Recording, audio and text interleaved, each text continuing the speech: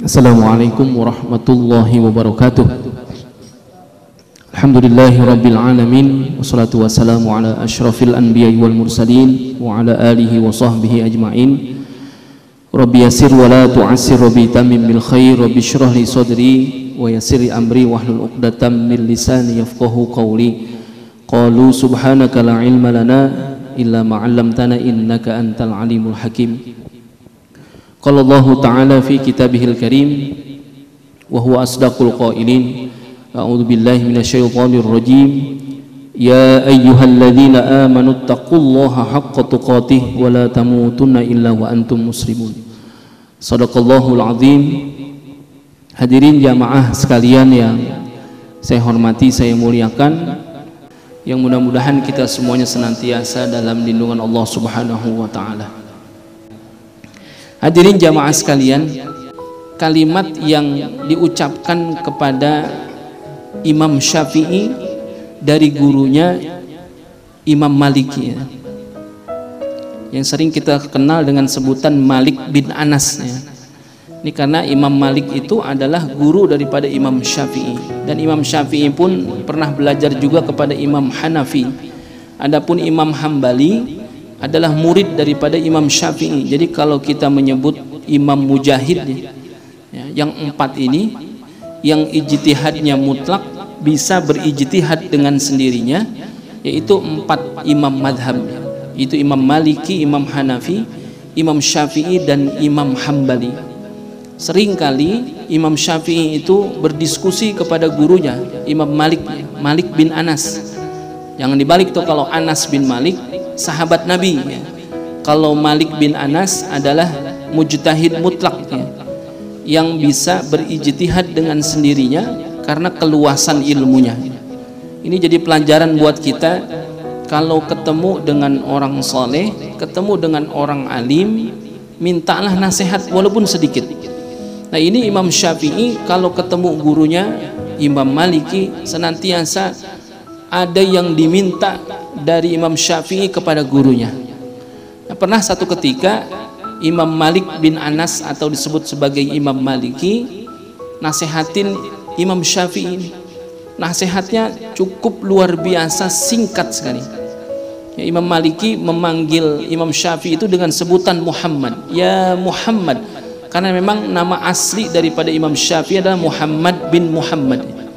Ya Muhammad, ij'al ilmaka milhan wa adabaka daqiqan. Segitu doang nasihat daripada Imam Malik kepada Imam Syafi'i. Wahai Imam Syafi'i, ya Muhammad, ya Syafi'i, ij'al ilmaka milhan, jadikanlah ilmumu itu sebagai garam, ya, milhan itu garam. Wa adabaka daqiqan, dan adabmu itu adalah tepung. Bingung nih kita, maksudnya apa? Disuruh jadiin ilmu yang ada pada diri kita itu sebagai garam, sedangkan adab itu adalah tepung. Kalimat yang luar biasa, pendek dan singkat, akan tetapi punya makna yang luar biasa. Imam Malik pengen Imam Syafi'i itu yang sebagai muridnya, padahal pada kenyataannya, ya, keluasan ilmu daripada Imam Syafi'i juga menandingi daripada gurunya, yakni Imam Maliki. Tapi dalam hal ini, karena sering kali Imam Syafi'i itu meminta nasihat kepada Imam Maliki, salah satunya ini, jadikanlah ilmumu itu garam, dan jadikanlah adabmu itu adalah tepung. Kira-kira kalau kita bikin kue, banyakan mana, tepung apa garam? Udah jadi pasti apa? Banyakan tepung. Nggak mungkin orang bikin kue, bikin adonan, garamnya 3 kilo, ya, tepungnya 3 sendok makan. Mungkin nggak? Nggak mungkin. Pasti rasanya apa? Pasti. Makanya Imam Maliki memberikan nasihat, ij'al ilmaka milhan wa adabaka daqiqan. Luaskanlah, perbanyaklah, tinggikanlah urusan adab. Al-adabu fauqal ilmi, ya. Adab itu di atas ilmu. Tapi ilmu kita jadikanlah dia garam. Orang kalau ilmunya jadi tepung, lalu adabnya menjadi garam, ini akan senantiasa timbul ujub, takabur, sombong. Imam Maliki tahu betul keadaan Imam Syafi'i, kecerdasannya luar biasa, hafal Quran umur 6 tahun. Bahkan Imam Syafi'i itu hafal ribuan hadis, dengan sanad-sanadnya beliau itu hafal. Tapi Imam Maliki ketika melihat ini khawatir nanti Imam Syafi'i akan berlaku sombong. Makanya beliau menasihati, jadikan ilmu yang ada pada diri kita, jadikan ilmu yang pada dirimu wahai Imam Syafi'i sebagai garam, tetapi adabmu adalah sebagai tepung. Jadi apa?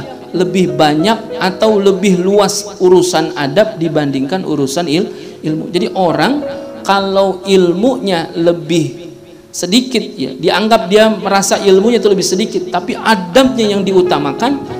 Inilah yang dituju dari nasihat Imam Maliki kepada Imam Syafi'i. Ya, kalimat daripada Imam Maliki inilah yang menjadi nasihat buat kita, nasihat juga buat saya. Karena belakangan ini ada orang-orang yang membelakangkan urusan adab, tetapi tidak tidak peduli ya dengan urusan-urusan itu adab. Ya, mentang-mentang udah ngaji, ya mentang-mentang udah nuntut ilmu, tetapi urusan adab dibelakangin. Ini pesan buat kita semuanya. Ya, kalau kita ketemu malam Selasa, ketemu malam Jumat, ya mungkin ada ilmu yang didapat, walaupun kagak banyak, mudah-mudahan itu manfaat buat kita semuanya. Karena memang pribadi saya pun kagak punya banyak, punya timbang sedikit doang. Hakikatnya kita kalau malam Selasa, malam Jumat itu bagian daripada mudzakarah, bagian daripada saling mengingatkan. Mudah-mudahan yang sedikit ini manfaat, yang sedikit ini jadi garam. Akan tetapi utamakanlah tepungnya, utamakanlah adab-adab kita. Walaupun ilmu kita sedikit, tapi adab kita tinggi, itu insya Allah Allah angkat derajat kita dibandingkan ada orang yang ilmunya tinggi tapi nggak punya adab. Mudah-mudahan senantiasa kita diberikan kesehatan oleh Allah Subhanahu wa taala, dipanjangkan umur kita, dimurahkan rezeki kita, dikabulkan segala hajat-hajat kita, dimudahkan semua urusan-urusan kita. Anak-anak kita yang sedang nuntut ilmu mudah-mudahan dimudahkan oleh Allah Subhanahu wa taala. Dan juga kalau ada orang yang ingin berbuat jahat kepada kita, mudah-mudahan nggak sampai kejahatannya kepada kita, melainkan Allah balikan menjadi nikmat buat kita. Ala hadhihi niyyah al-Fatihah. A'udzu billahi minasyaitonir rajim. Bismillahirrahmanirrahim. Alhamdulillahi rabbil alamin, arrahmanir rahim, maliki yaumiddin. Iyyaka na'budu wa iyyaka nasta'in. Ihdinas siratal mustaqim. صراط الذين أنعمت عليهم غير المغضوب عليهم ولا الضالين آمين. Mudah-mudahan senantiasa kita diberikan kesehatan, kekuatan oleh Allah Subhanahu wa taala. Terima kasih, kurang lebihnya mohon maaf. Wallahul muwafiq ila aqwamit thoriq. Assalamualaikum warahmatullahi wabarakatuh.